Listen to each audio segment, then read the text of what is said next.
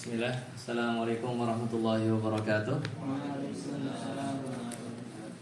Alhamdulillah dan katsiran thayyiban mubarakan fi kama yuhibbu rabbuna wa yarda.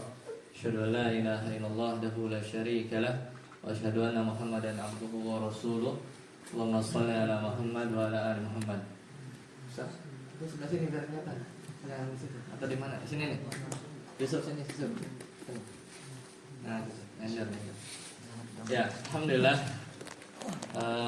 Segala puji bagi Allah Subhanahu wa taala. Kita sama-sama berkumpul di pagi yang cerah ini. Insyaallah kita sama-sama saling menasehati ya. Baik kita sebagai orang tua dan juga di sini juga mudah-mudahan bermanfaat untuk para SDM kita ya, para ustadz-ustadz kita yang sudah mengorbankan waktunya membimbing anak-anak kita di rumah Inspirasiku ini, dan harapannya rumah Inspirasiku ini bisa memberikan inspirasi ya bagi masyarakat, bagi keluarga kita, dan juga bagi diri kita sendiri ya. Jadi intinya sesuai namanya, itu tuh Ustadz Dede membuat nama Rumah Inspirasiku ya. Jadi harapannya kita memberikan inspirasi ya, kita berdakwah ya. Jadi santri-santri di sini ini menjadi cahaya lah bagi sekitarnya. Ya, selawat salam semoga senantiasa tercurah kepada Nabi Muhammad SAW serta para keluarganya, para sahabatnya, para istri-istri beliau, ya, para tabiin, para tabiut tabiin, dan semoga kita senantiasa istiqomah dalam menjalankan sunnah-sunnah Nabi SAW. Ya, langsung saja ya, karena waktunya juga terbatas ya. Jadi materi hari ini kita coba menelisik ya, bagaimana kita meneladani Nabi SAW, baik kita sebagai anak, terutama ini sebenarnya targetnya untuk orang tua ya, atau teman-teman sendiri nanti juga bakal menjadi orang tua ya. Pasti kita berharap kita memiliki keturunan ya, kita memiliki keturunan yang meneruskan apa yang kita miliki ya, dari sisi kita berdakwah.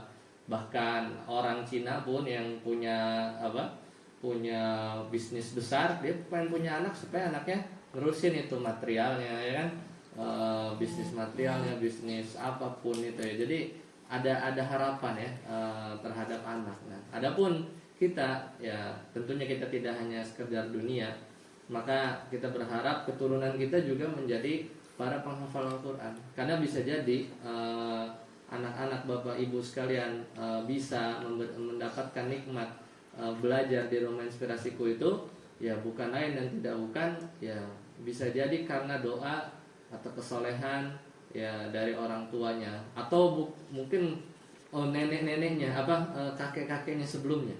Karena Allah jaga ya, bahwasanya kita memang disuruh untuk melakukan financial planning keuangan, nabung buat pendidikan anak sekian, tapi yang paling terbaik itu adalah justru ketakwaan kita, sebagaimana kisah di surat Al-Kahfi ya, bahwasanya harta anak yatim itu terjaga ya ketika orang tuanya itu soleh. Kita ngomongin kakek nenek kita, mungkin karena kesolehannya akhirnya anak kita bisa mendapatkan rezeki, bisa sekolah di sini. Nah, materi yang akan kita bawakan di sini adalah gimana cara mendidik di orang tua ya, mendidik anak di era modern. Karena generasinya sudah gen alpha nih ya, karena ini udah bukan gen Z lagi ya, gen alpha yang tadi datang aja udah megang iPad, udah megang HP gitu ya. Kemudian dan juga tantangan ke depan ya, bahwasanya tentunya tidak bisa dipungkiri. Tapi ya kita orang tuanya mungkin milenial atau gen yang jadul-jadul ya, yang jadul-jadul, jadi nggak asik ya, nggak asik sama anaknya, kagak nyambung ya. Ini ngomongin apa gitu kan. Sekarang dulu nggak kebayang kita video call ya, dulu nggak kebayang kita bisa ngomong gitu ya langsung real time ya, telepon itu dulu mungkin baru kebayang hanya suara. Sekarang sudah video, sekarang sudah setiap pekan kita lakukan yang namanya ya telepon lah gitu kan. Dulu nggak kebayang ya, dulu nggak kebayang dan terus berkembang. Makanya di sini ada kata ada kata asik ya. Asik itu ya supaya nggak ngebosenin gitu ya, karena beda generasi ya, dan perkembangan teknologi itu terus lebih cepat daripada yang kita bayangkan gitu ya. Makanya nanti memang harus dibarengi ya kemampuan kita, tentunya menghafal yang satu kewajiban, tapi tentunya ilmu dunia ini juga seenggaknya anak-anak juga bisa mengejar lah teknologi ya, basic-basicnya agar mereka bisa mandiri ya, seperti itu. Apa sih itu asik? Ya, sekarang pertanyaannya Bapak Ibu sekalian, apa itu asik? Coba lihat anak kita nih kalau lagi asik sesuatu ya, baca buku ya, ada yang main Rubik ya, ada yang main game ya. Apa itu asik? Sekarang dan tema sekarang kita adalah orang tua itu harus asik ya dalam mendidik anak ya. Dalam waktu yang diberikan, dalam penjengukan atau saat teleponnya juga bermanfaat berkualitas ya. Asik itu kalau kita lihat di KBBI artinya itu sibuk ya. Jadi kalau udah ngelakuin sesuatu, udah hafal, menghafal, dia ngulet aja situ, itu namanya udah asik, dia ngafal ya enggak?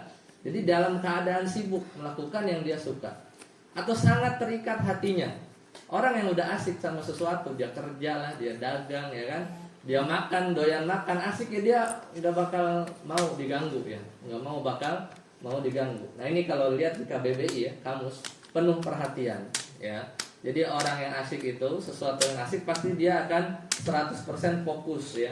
Dia nggak main HP, dia lagi ngerjain sesuatu, dia nggak akan sibuk dengan yang lain ya, penuh perhatian. Dan satu lagi adalah cinta kasih. Ini kalau kita lihat di KBBI ya, asik itu seperti itu. Jadi gambarannya kalau kita tarik mendidik dengan asik ya, itu ya kita harus menanamkan ya, saat mendidik, saat kita bertemu anak-anak kita, saat kita dapat kesempatan untuk menjenguk anak-anak kita lakukan dengan penuh ya keasikan ya. Kita cinta kasih, penuh perhatian ya, kita terpaut ya, nggak mikirin rumah. Pokoknya sekarang udah kasih berapa jam ya, mungkin sehari atau berapa jam, kita lakukan dengan penuh gemar ya. Itulah di KBBI ya. Makanya siapa orang tua yang asik? Berarti orang tua yang asik itu adalah orang yang dia itu sibuk ya dalam mendidik anaknya, dia senang ya, dia sangat terikat hatinya, penuh perhatian ya, dan juga cinta kasih. Nah, maka sama juga anak pun akan menjadi semakin sayang ya, makin percaya ya, nyaman, tidak merasa, mohon maaf maksudnya dilepas gitu ya, dalam tanda kutip mungkin lebih kasarnya dibuang atau yang lain ya. Tidak merasa seperti itu, maka selalu dibersamai ya, ada ikatan antara anak dan orang tua. Nah, itulah hubungan orang tua yang mendidik anaknya itu dengan asik ya. Jadi sama-sama perhatian ya, sama-sama anaknya nyaman, orang tuanya juga penuh perhatian, sebagaimana tadi kata asik itu sendiri. Nah, memang dalam Al-Quran hubungan orang tua dan anak itu istimewa. Allah Ta'ala berfirman, la uqsimu bihadzal balad. Surat apa? Surat Al-Balad. Ya, aku bersumpah dengan negeri ini ya. Mekah ini ya. Al-Makkah Al-Mukarramah. La uqsimu bihadzal balad wa anta hillum bihadzal balad. Dan bersumpah juga, dan engkau Muhammad ya bertempat di negeri Mekah ini. Dan Allah bilang bersumpah nih pakai waw, wa walidiu wa ma walad, dan demi pertalian bapak sama anaknya, itu dipakai sumpah sama Allah Subhanahu wa taala.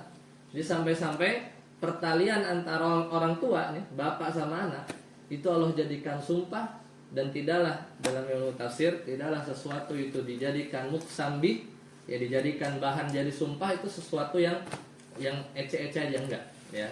Semua yang Allah jadikan sumpah itu sesuatu yang agung. Makanya ada apa nih ya, sampai Allah bersumpah dengan hubungan ya, pertalian orang tua dan anak ya. Maka itu adalah satu yang sangat penting kita tadabburi. Nah, apa itu mendidik ya? Karena mengajar, mendidik itu satu yang beda ya. Mungkin ustadz-ustadz kita di sini kadang mengajar ya, kadang juga mendidik. Karena kalau mendidik itu lebih dari sekedar ngasih rumus ya, rumus matematika, rumus pelajaran IPA atau yang lain, enggak. Tapi mendidik itu adalah lebih kepada mengubah sikap. Makanya kalau kita senang dengar waktu itu kapan ya, pernah waktu itu kalau nggak salah pertemuan orang tua masih di sana ya, bahwa sempat ada testimoni bahwa ini pas pulang, pas liburan, ini anak jadi mandiri gitu kan, cuci baju sendiri atau yang lain. Berarti di situ ada unsur-unsur pendidikan yang nempel ya, yang terbawa dari sisi apa yang dilakukan di sini gitu kan. Mungkin tadi udah nyetrika sendiri subuh-subuh sebelum subuh ya, karena stoknya cuma satu ya, nggak bisa cuma satu jadi disiapin kan. Nah, mendidik itu adalah yaitu lebih kepada akhlak ya, lebih kepada akhlak dan ada proses. Makanya perlu waktu lama. Kalau ngajar bisa 2 kali 45 menit, kalau mendidik bisa 2 tahun kali berapa angkatan ya kan. Kalau mengajar itu bisa 2 kali 45 menit, 90 menit. Tapi kalau mendidik nggak bisa ya, bisa perlu tahunan. Itulah mendidik. Dan dalam bahasa Arab itu yang biasa kita dengar dengan kata tarbiyah.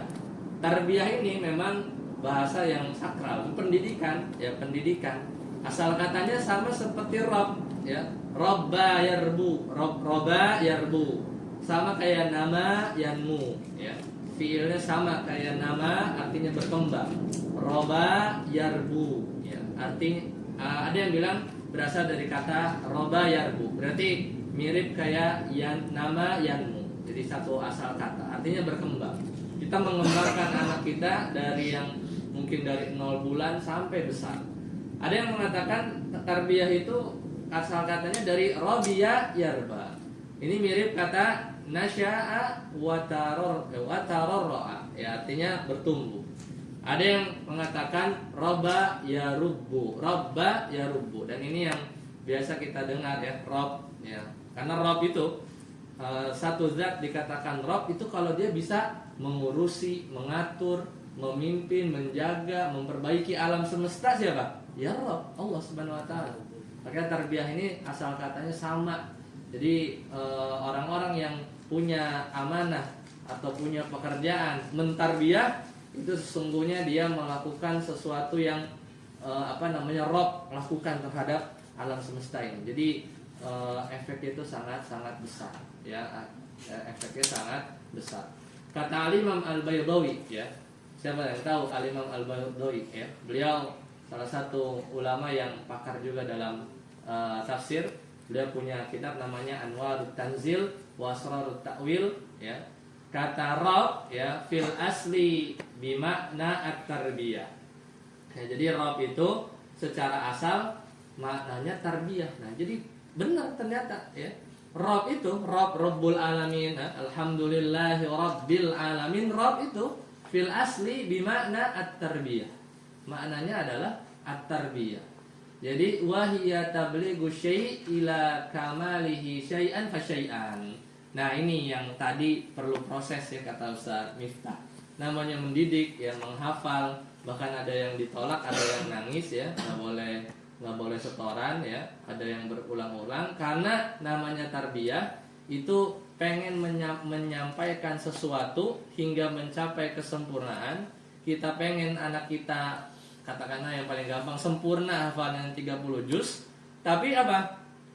Sampai kesempurnaan mungkin 30 juz syai'an fa syai'an, sedikit demi sedikit, sejuz 2 juz ya, ada laznah 5 juz ya, sedikit demi sedikit sampai menuju kesempurnaan. Dan itulah adalah tarbiyah. Dan tarbiyah itu nggak hitungan jam ya, tarbiyah itu nggak hitungan jam. Dari sini benar kata Imam Al-Baydawi bahwa Rob itu asal katanya sama ya, dari kata at-tarbiyah. Dan juga Rob itu atau tarbiyah itu adalah menumbuhkan secara sedikit demi sedikit. Ya itulah yang dinamakan dengan at-tarbiyah. Makanya sabar ya. Dan di sini perlu peran orang tua ya dalam mendidik. Ya, orang tua harus tahu pertama ya. Disinilah peran orang tua ya, dan juga para pendidik di Rumah Inspirasiku ya. Syekh Abdurrahman Albani dalam kitabnya Madkhal ila Tarbiyah, pengantar ya, pengantar pendidikan, itu ada unsur-unsurnya dalam tarbiyah itu. Pertama, kita harus memelihara fitrah anak. Jangan sampai anak laki-laki punya sifat kecewe-cewean ya, atau anak perempuan punya sifat kelaki-lakian. Nah, itu udah sesuai fitrah. Jangan sampai anak kita itu yang fitrahnya mentauhidkan Allah malah diajar-ajarin, dikasih jimat lah biar hafalnya cepet. Nah, ada itu ya, dikasih jimat supaya hafalnya cepet. Wah, bagaimana itu? Jadi supaya antum mau mungkin nih jimatnya, nih bacaan itunya, oh, pusing kita ya. Itu nggak sesuai fitrah. Banyak itu ya, ya banyak. Ya, supaya kecuali memang antum bujurin air zam-zam gitu ya, sebagaimana doanya sebagian para ulama ya. Salah satunya itu muridnya Imam Bukhari atau tidak salah ya, ketika beliau selesai tawaf. Kemudian dia minum air zam-zam ya, kemudian sholat 2 rakaat kan di belakang makam Ibrahim. Kemudian dia berdoa ya, kalau air zam-zam ya, Allahumma inni as'aluka ilman nafi'a wa rizqan wasi'an wa shifaan min kulli da', dan atau doa yang lain. Karena air zam-zam itu lima syuriba lahu ya, dia bermanfaat terhadap apa yang memang dipengen sama orang yang minum air zam-zam. Kemudian dia berdoa, ya Allah bikin aku hafalannya mirip seperti Imam Bukhari ya. Dia terkabul. Ya, kalau itu lain, itu boleh diantara wasilah ya, antara wasilah. Tapi kalau jimat atau zikir ini tahu-tahu hafal juz 25, hafal juz 26 ya, itu tidak dibenarkan. Nah, unsur tarbiyah yang kedua adalah, nah di sini juga dilakukan di Rumah Inspirasiku ya, dilihat bakatnya. Ini fungsinya itu adalah menumbuhkan bakat, namanya mawahib. Dan juga istiqdad, potensi. Ini kadang mungkin ada yang sukanya outdoor ya, masing-masing anak unik. Ini 6 orang anak unik ya, Ustaz Dede ya. Yang kalau ngajarin panahan, ngajarin public speaking pasti punya keunikan masing-masing, dan itu memang unsur tarbiyah.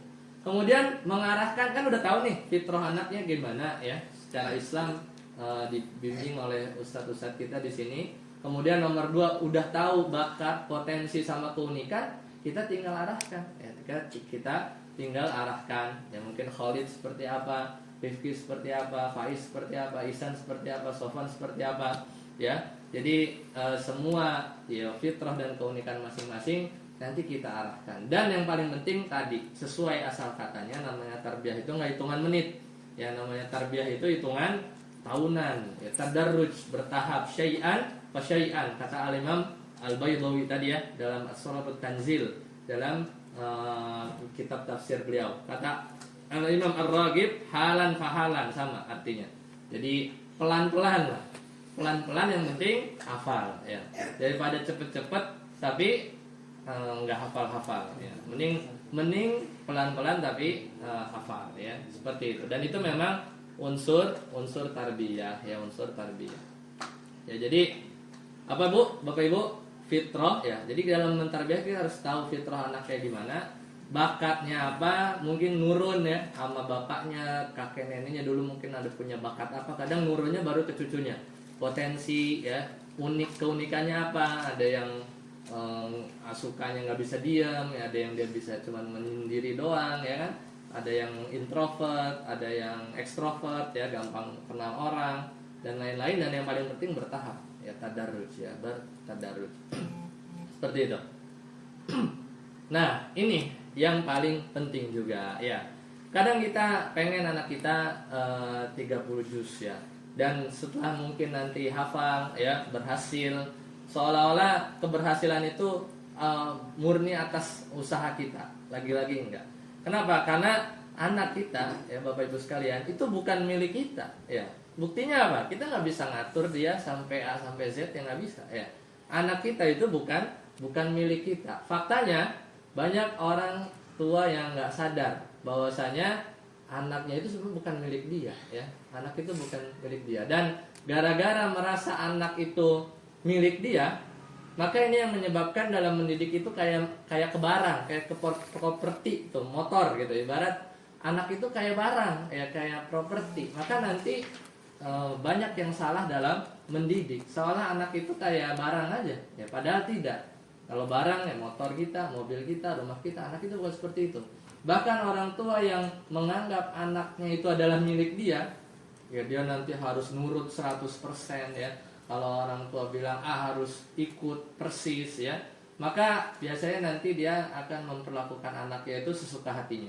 Dia akan menyuruh anaknya untuk memenuhi ya kebutuhannya, atau bahkan mentarget lah ya, mentarget anaknya nanti kelak sudah besar maka kamu harus begini ya, dibungkus dalam bungkusan apa, kamu harus berbakti ya, kamu harus berbakti. Maka memahami konsep ini itu mengantarkan orang tua ya bisa melangkah dengan benar dalam mengasuh dan mendidik anaknya. Karena kita anak itu titipan ya, seperti barang nitip lah ya. Kita dititipi barang ya sudah, maka satu waktu akan diambil. Nah, ini juga paling penting nih. Kadang beberapa orang tua itu minder ya. Ya, Ustaz gimana? Anda mah enggak hafalannya juga juz 30. Juz 30 juga nggak hafal mungkin ya. Kadang sebagian orang tua merasa nggak bisa lah didik anaknya ya. Tapi tetap aja mau sejelek-jelek apapun orang tua ya, tetap aja Anda sekalian adalah orang tua yang sempurna ya buat anak kita ya. Karena pasti ginilah, Allah Subhanahu wa taala mentakdirkan Bapak Ibu sekalian menjadi orang tua. Katakanlah orang tuanya Rifki ya, orang tuanya Faiz, orang tuanya Khalid ya, orang tuanya Sofwan, itu Allah takdirkan menjadi orang tua buat Rifki, Khalid, Sofwan tadi misalnya.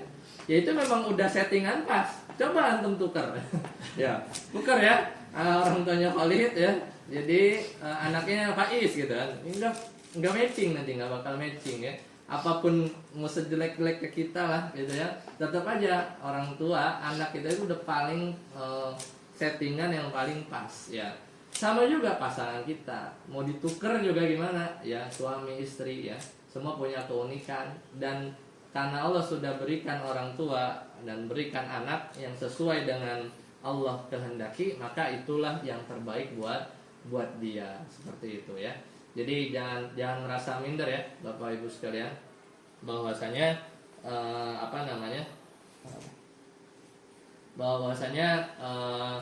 meskipun kita ya, itu malah menjadi motivasi ya, ketika anak kita menghafal, orang tua juga jadi terpacu lah, malu lah ya, masa kita nggak berusaha, minimal berusaha untuk ikut menghafal. Nah kemudian menjadi orang tua, nah ini adalah profesi utama ya, jadi bukan kerjaan kita yang utama ya, bahkan yang paling mulia. Makanya sebenarnya kadang suka kepikiran nggak ya, mungkin kadang kalau kita sekolahin anak TK gitu ya, terus diajarin bacaan sholat Al-Fatihah sama guru TK-nya gitu, kadang kita harus merasa rugi gitu ya. Kita harusnya terpacu ya, supaya yang ngajarin hal-hal yang dasar sholat atau bacaan-bacaan bacaan-bacaan sholat itu kita gitu ya. Jadi pahalanya dapat lebih banyak. Padahal orang tua itu adalah profesi yang paling mulia ya. Saat bapak dulu menikah ya, mungkin yang paling utama ya adalah ya untuk membimbing keluarga. Dan juga sama ibu-ibu yang dulu menikah ya, maka profesi utama Anda adalah seorang istri ya, yang menjadi bertanggung jawab terhadap rumah suami Anda gitu ya. Jadi itu yang paling kita tekankan. Dan di sini kita tahu bahwasanya Islam itu agama yang sempurna. Semua cara semua cara itu dilakukan ya, semua cara itu sudah diajarkan sampai masalah pendidikan ini. Dan tadi kita kembali ke judul bahwasanya kita pengen jadi apa? Orang tua yang asik ya dalam mendidik kita, terutama di era modern ya. Nah, sekarang gimana kita mengambil pelajaran? Kita masuk ke materinya ya.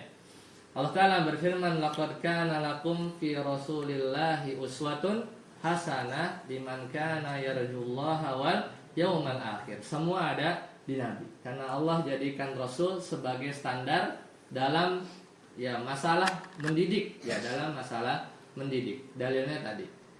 Maka kenapa Rasulullah jadi teladan yang baik? Ya karena yang paling tahu ya urusan masalah agama ya, bahkan beberapa perkara dunia, apalagi mendidik dalam artian pendidikan Islam, maka yang paling baik adalah dari teladan Rasulullah SAW. Ya. Dan gimana mendidik itu bisa asik? Nah, di sini ada yang disampaikan oleh Syekh Hasan Syamsi Basya. Ya, beliau ya salah satu pakar pendidikan, ya, pakar pendidikan. Jadi pendidikan itu sebenarnya kayak seni, ya. Mendidik yang buat para musyrif, ya, para guru-guru, para orang tua, mendidik itu adalah kayak fanun. Fanun itu seni. Jadi dia punya usul, ya, punya kaidah-kaidahnya. Nah, kalau sesuatu dianggap sebagai seni mendidik gitu ya, kalau dikerjakan dengan happy gitu ya, dengan gembira, menikmati, ya, maka lelah itu tidak akan menimpa kita, ya, sebagai pendidik. Nah, maka sesuatu yang kalau dia menjadi seni, ya, dalam mendidik itu bisa dilalui dengan proses. Pertama, dia belajar, ya. Bapak dan Ibu salah satunya sekarang, ya, karena mungkin jarang-jarang ya, belajar tentang parenting karena kadang menjadi orang tua itu nggak ada sekolahnya. Baru belakangan aja tuh ada sekolah orang tua, ya. Ada sekolah orang tua. Tapi dulu kita belajarnya di formal nggak ada tuh cara belajar, tidak diajarkan, ya, kecuali memang yang dulu jadi guru gitu ya, mungkin diajarkan. Nah, kemudian cara yang lain berlatih, ya, berulang-ulang, ya, berlatih berulang-ulang. Nah, jadi jatuh bangun lah kadang kita memberikan satu pelajaran kepada, ya, mungkin di rumah lah, ya. Di rumah, kalau di sini kebanyakan hampir 24 jam dididik oleh para musyrif gitu ya. Tapi di rumah mungkin kan ada adik-adiknya, ya, adik-adiknya, kakak-kakaknya yang mungkin tidak di rumah inspirasiku, maka akan merasakan yang namanya berulang-ulang, ya. Dan ini skill yang harus diasah. Namanya mendidik itu, ya, mendidik itu dia adalah sesuatu yang harus diasah, ya. Jadi harus dibiasakan. Ya, jadi nggak bisa ujuk-ujuk sendiri, ya, tidak bisa ujuk-ujuk sendiri. Makanya kata Syekh Hasan Asy-Syamsi, jadi pendidikan itu kayak seni, ya, seni itu harus banyak berlatih. Nah, gimana cara menjadikan pendidikan itu asyik? Ya, maka di sini ada 10 lah, kalau salah ada 10 atau 8, ya, yang bisa kita lakukan. Nah, yang pertama, supaya kita nyaman, ya, dalam mendidik, ya, baik para musyrif dan orang tua. Yang pertama, kita bangun pendidikan itu adalah ibadah. Nah, coba kalau mendidik itu hanya kewajiban, menggugurkan kewajiban saja, atau menjadikan, ya, pokoknya udahlah seadanya, tanpa kita merasakan bahwasanya ketika mendidik, karena kan mendidik itu tadi, ya, tidak bisa 2 kali 45 menit. Tapi perlu bertahun-tahun. Maka bangun paradigma ketika mendidik anak itu adalah ibadah yang mendulang pahala, selalu mengalir meskipun kita sudah wafat, ya. Coba aja kalau kita punya paradigma di pikiran kita bahwasanya ketika mendidik kita tuh sedang nabung, ya, pahalanya itu nggak berhenti ketika kita wafat, ya. Tapi ketika kita wafat, bekas-bekasnya itu masih terus berputar, ya, manfaatnya itu masih terus berputar, dan itulah yang kita inginkan, bukan, ya? Kalau kita dikubur itu apa yang kita harapkan? Ya, terputus amal kecuali tiga perkara. Maka di sini salah satunya adalah ilmu yang bermanfaat, baik untuk musyrif, dan juga jangan mau kalah, ya, bagi orang tua, apalagi orang tua yang paling berhak mendapatkan pahala aliran dari anaknya. Benar nggak? Yang paling berhak kira-kira ustadz-ustadz di sini atau orang tua yang paling berhak lah secara logika? Orang tua yang mendapatkan aliran pahala yang lebih banyak. Itu cara pertama, gimana menjadikan pendidikan itu asyik, ya, buat anak-anak kita. Nah, yang kedua, ya. Cara yang kedua adalah, memahami bahwa pendidikan itu nggak bisa sukses. Jangan salah, bisa jadi apa yang gagal menimpa kita yang lalu ya dalam mendidik anak, itu kita nggak ikhlas ya, tidak ikhlas ya. Tadi menjadikan anak itu seperti properti, kayak motor, kayak rumah ya, pokoknya untuk memenuhi hasrat dan kemauan orang tua. Dan orang tua punya target, katakanlah dia pengen sesuatu, maka harus lewat anaknya gitu kan, karena yang ngelahirin lu kan gua gitu kan, kalau nggak ada gua nggak ada lu gitu kan. Nah, itu tuh menjadikan anak seperti barang ya, seperti barang, itu nggak ikhlas. Jadi ada timpal balik ya. Padahal kalau ikhlas ya, disitulah sisi-sisi pahala. Jangan sampai kita menagih. Jadi apa yang udah kita berikan ke anak kita, tak harap kembali ya. Itu bukannya guru ya, tak harap kembali gitu ya. Itu guru ya. Memang guru begitu ya. Tapi orang tua juga harus mempunyai mindset seperti itu ya. Jadi ikhlas dan mutaba'ah ya, harus meneladani Rasulullah SAW. Kemudian yang ketiga, nah ini juga kadang kita tuh nggak jadi orang tua yang asik karena kita tuh nggak punya ilmunya ya. Orang tua nggak mau belajar ya, orang tua nggak mau belajar atau malas dalam belajar karena masalah kita di dunia ya, itu rata-rata ya, ketika kita tahu ilmunya hampir 80% selesai ya, hampir 80% selesai. Sedangkan pendidikan yang tidak di atas hikmah ya, dan hikmah itu ada 3 rukun. Pertama harus punya ilmunya, yang kedua ilmu ya, harus santun, lemah lembut. Ketika seorang itu nggak sabar ya, penuh dengan kekerasan, nggak akan masuk ya. Coba aja Ustadz Miftah nasehatin Sofan, dia lagi lapar, dia lagi lapar, gak bakal masuk ya, gak bakal masuk. Dan ta'ani, jangan tergesa-gesa. Lagi-lagi tarbiyah itu perlu waktu yang banyak. Kemudian yang keempat, nah, apa caranya? Membekali diri dengan ilmu yang memadai, Bapak Ibu sekalian. Jadi tidak cukup di sini. Ketika kajian di orang tua di sini, Bapak Ibu cari lagi kajian-kajian parenting dari siapa ya, yang menurut Bapak Ibu sekalian terpercaya, apalagi dia orang psikolog ya, apalagi dia ustadz tapi backgroundnya misalnya psikologi anak, itu harus diambil ilmunya. Karena dengan kita berilmu, kita bisa menyelesaikan masalah dalam kehidupan kita minimal 80% ya.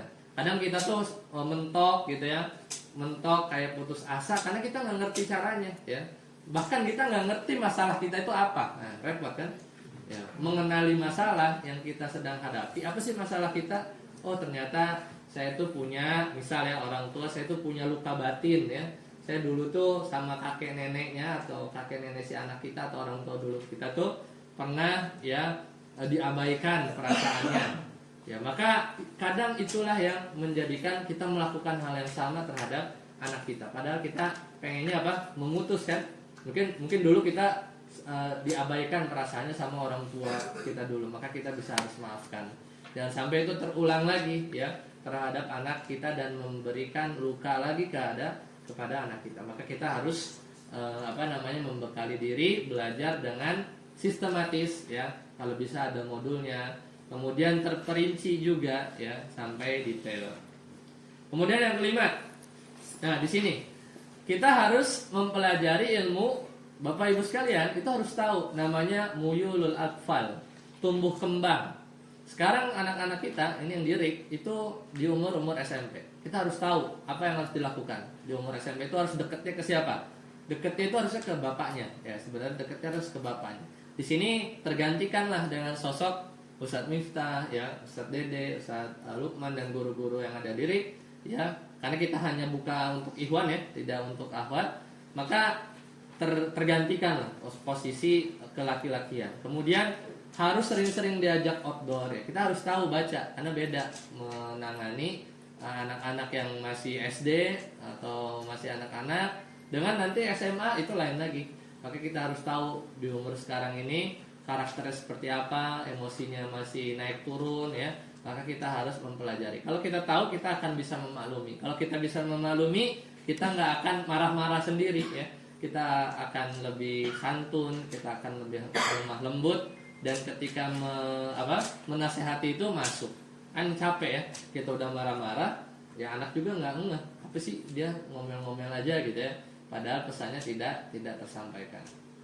Nah, kemudian yang keenam, sadari bahwa kita ini orang tua nggak sempurna, ya, nggak pernah sempurna. Jadi kita nggak bisa mencari kesempurnaan. Ya, yang bisa kita cari adalah mendekati kesempurnaan. Ya, kita mungkin sering-sering minta maaf ya ke anak kita kalau mungkin Abi atau Umi belum bisa jadi orang tua yang sempurna buat adik ya atau anak kita sering minta maaf ya karena ya kita sama-sama mohon ampun ya kadang mungkin sebagian udah balik ya sudah menanggung dosanya masing-masing ya.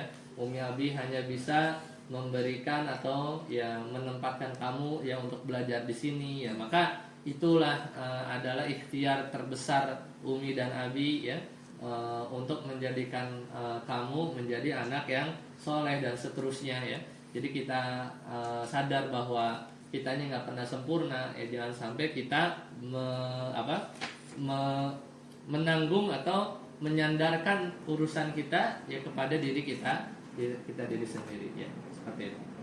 Nah kemudian orang tua juga ya buat anak-anak ya santri-santri rumah inspirasiku bahwa bisa jadi orang tua punya kesalahan ya mungkin sebagian ada yang merasa tidak diperhatikan maka kita maafkan orang tua kita ya kan karena orang tua juga pasti punya kesalahan ya dan kita juga sebagai manusia ya sering berbuat kesalahan juga kita akui kita minta maaf kalau kita punya salah kepada anak-anak kita ya minta maaf dulu minta ridhonya kemudian kita bertobat dan jangan tenggelam dengan kesalahan yang sudah lalu ya maka kita fokus apa yang ada ke depan ya apa yang ada ke depan sehingga disitulah kita mendidik anak-anak kita dengan asyik jangan sampai kita mendidik anak-anak kita ulang lagi kamu kan dulu pernah mecahin piring gitu kan kamu kan dulu pernah apa gitu ya anak diungkit lagi maka itu tidak bagus ya untuk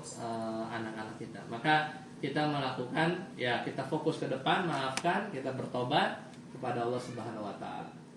Kemudian yang ke-8 nah ini juga ini yang kadang membuat anak kita itu nggak maju-maju kadang kita bahkan diri kita sendiri kadang kita masih terbayang-bayang dulu mungkin Bapak Ibu sekalian ketika dididik sama kakek neneknya anak-anak atau orang tua Bapak Ibu sekalian dulu mungkin pernah ada masa kelam yang sudah berlalu ya maka ya udah kita ikhlaskan kita lupakan ya kita maafkan bukankah Bapak Ibu senang nggak kalau di akhirat pas nyampe di yaumul hisab tiba-tiba Allah maafin ya dosa-dosanya dimaafin pasti senang maka begitulah ya ganjaran orang-orang yang mau memaafkan orang lain maka nanti Allah mudahkan untuk dimaafkan ketika di akhirat. Maka yang punya luka-luka pengasuhan dulu ya, mungkin Bapak Ibu masih ke bawah-bawah tanpa sadar ya, suka bentak, suka mencela, suka emosi ya, kadang kelepasan, bahkan itu bisa jadi dulu diperlakukan seperti itu, maka ya udah kita maafin orang tua kita dulu mungkin sudah meninggal juga ya. Kakek nenek anak-anak atau orang tua kita dulu maka selama kita masih bernafas maka kita melangkah ke depan ya. Jangan sampai luka yang pernah ada pada Bapak Ibu sekalian itu ditularin lagi diturunin mendingan nurunin warisan ya no? Daripada luka pengasuhan mending nurunin Bapak ya misalnya ikut asuransi syariah ya dana tabaruk ya udah Bapak meninggal dapat asuransi jiwa mending itu ya diturunkan kepada anak-anak kita sehingga kita meninggalkan anak-anak kita itu tidak dalam keadaan miskin dan itu disukai ya bahkan diperintahkan oleh Nabi SAW ketika kita meninggalkan anak keluarga kita ketika kita wafat dalam kondisi berkecukupan sehingga dia tidak meminta-minta ya maka perlu dilakukan ya nabung lah atau ya banyak yang syar'i ya banyak usaha-usaha syar'i berinvestasi ya atau ikut asuransi yang tabaru ya. Jadi tabaru itu dana dikumpulkan, kita bukan jual uang dengan uang. Kalau asuransi syariah itu kita ikut itu kayak simulasinya itu kayak kas RT lah. Nabung 20.000 gitu kan. kadang ada musibah ya diambilnya dari dana tabarruk ya. Kita ikut asuransi syariah misalnya gitu ya. Kita menolong orang sesama kaum muslimin yang tertimpa musibah, meninggal lah apa gitu ya. Kemudian kita dapat pahala ya, dan kita meninggalkan anak-anak kita dalam kondisi berkecukupan ya. Jadi lupakan ya, jangan tenggelam dengan kesalahan masa lalu. Kemudian yang 9, nikmati prosesnya ya. Kok nggak bagus-bagus gitu ya, kok masih sulit juga jadi orang tua yang asik, maka nikmati aja prosesnya, karena setiap proses itu pasti Allah ganjar dengan ganjaran yang terbaik ya. Dan terakhir jangan terpaku ya dengan hasil. Tugas Bapak Ibu sekalian ya di Rumah Inspirasiku ini ikut mensupport ya apa yang dicanangkan oleh teman-teman manajemen ya, Ustadz Dede, kemudian Musyrif ya. Jadi ikut membantu ya, ikut terlibat lah ya. Ketika memang jadwalnya telepon maka telepon ya. Maka apapun hasilnya nanti anak-anak kadang berbeda ya. Ada yang hafalannya sedikit atau banyak. Maka ya, disitulah kita bertawakal kepada Allah Subhanahu Wa Taala. Karena Bapak Ibu sekalian, itu seorang yang lemah ya. Kita anta abdun fakirun miskin ya. Anta abdun fakirun miskin. Kita tuh lemah, gak punya apa-apa. La tamliku li nafsika haulan walau qaulan ya. Bahkan gak punya daya, kekuatan ya terhadap dirimu sendiri ya. Bahkan kita juga jangan bersandar ya. Jangan bersandar pada diri sendiri dan kekuatan kita, dan jangan pula kita percaya kepada selain Allah Subhanahu wa taala. Wa tawakkal alaih wasta'in bih, dan bertawakallah ya dalam mendidik anak-anak kita dan memintalah pertolongan ya. Ya demikian, semoga kajian pagi ini bisa kembali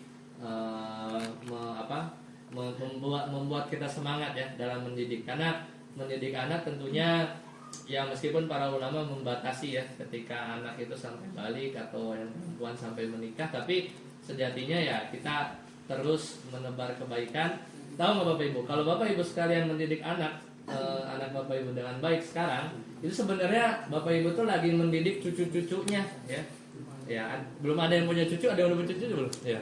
Sebenarnya kita ngedidik anak tuh sebenarnya secara nggak langsung kita lagi ngedidik cucu-cucu kita. Karena ketika saya didik anak-anak ini sebenarnya ya selain mungkin kita belajar juga, itu secara nggak langsung itu terwariskan tuh ya cara mendidik kita ke cucu-cucunya nanti. Makanya kalau kita mendidik anak banyak kesan positifnya dulu, misalnya di sekolahkan diri ya, mau menghafal, pasti nanti sedikit ada keinginan ya semua ya, Khalid, Rifki, Faiz, Ihsan ya, Yusuf, Khalid pengen juga pasti nanti kalau punya anaknya juga entah di mana gitu ya, pengen juga menghafal juga. Karena ketika mereka sekolah ada kebahagiaan tersendiri, dan nanti ketika dia punya anak pengen juga anaknya merasakan kebahagiaan yang dulu pernah dia dapatkan, pasti dia usahakan.